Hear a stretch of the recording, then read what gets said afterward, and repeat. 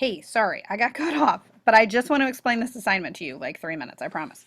Listen, so this idea of altruism, this idea that humans, now we're talking about humans, the idea that humans actually do things without needing something from it is cannot be explained by biology. It just cannot.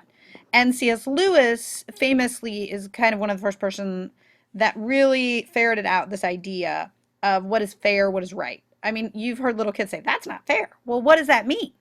That's not really biological. We have this vacuum. We have this idea of what fairness is, and it really goes along with the Bible. And it really is this like beautiful thing that we use to talk about God and talk about a being that made us this way, that made us care about other people, that we put value on. Mother Teresa is a valued person, but biologically she wouldn't be. She didn't even reproduce, and she fasted and didn't eat very much. And so biologically she's a huge loser. But we are like, no, this is a valued trait.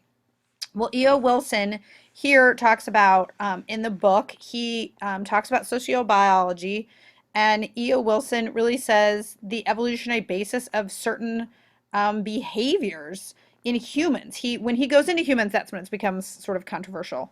Um, the core debate is there a human rationale for kindness? Our recent evolutionary history, it's this one right here. We have built up a diversity of societies with governments, laws, religions, and cultural values that define acceptable and unacceptable behavior, even when unacceptable behavior might enhance an individual's Darwinian fitness. So even when unacceptable Darwinian behavior, and he's saying this is just learned, like because we function in society and we have government, that it's not really this innate thing when we see someone bullying someone else, or we see someone like beating down a child, and we're like, no, and we step in, and through potentially we push someone out of the way of a car. Like that goes against everything Darwin would say. He's saying, well, that's just learned behavior.